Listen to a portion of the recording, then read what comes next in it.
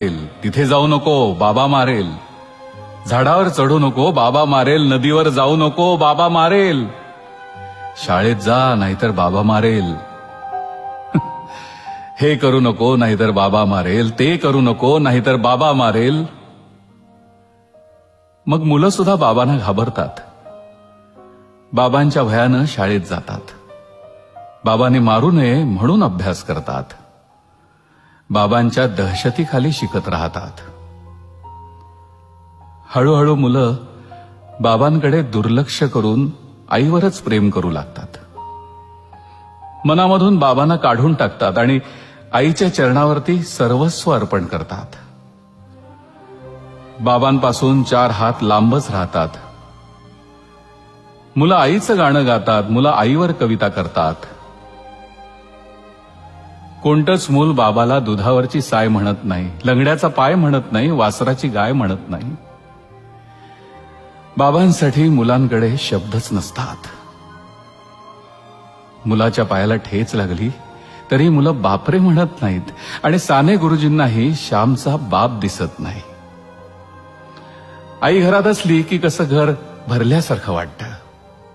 बाबा घरात असले की मात्र स्मशान शांतता. मुलं शपथ सुद्धा आईचीच घेतात. बाबा शपथेच्याही लायकीचा नसतो.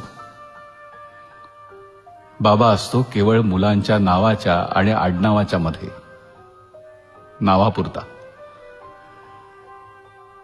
मुलं विठोबाला माऊली म्हणतात, धरणीला माय म्हणतात आणि देशाला माता म्हणतात. बाबा मात्र धरणीतून, देशातून आणि मुलांच्या मनातून केव्हाच झालेला असतो, हद्दपार. बाबा असतो कठोर, काळीज नसलेला, निर्दयी, मारकुटा.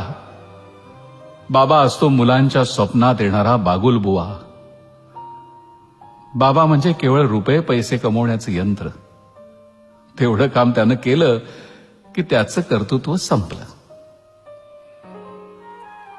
पण मग असं असूनही बाबा मेल्यावर मुलांच्या छातीत धडकी का भरते?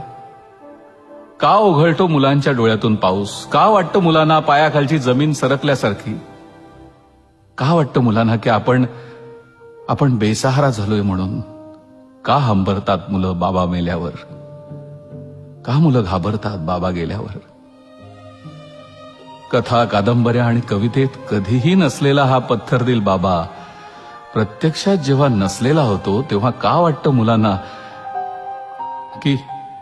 की डोळे मिटून जी प्रेम करते तिला प्रेयसी म्हणतात, डोळे उघडे ठेवून जी प्रेम करते तिला मैत्री म्हणतात, डोळे वटारून जी प्रेम करते तिला पत्नी म्हणतात आणि स्वतःचे डोळे मिटेपर्यंत जी प्रेम करते तिला आई म्हणतात.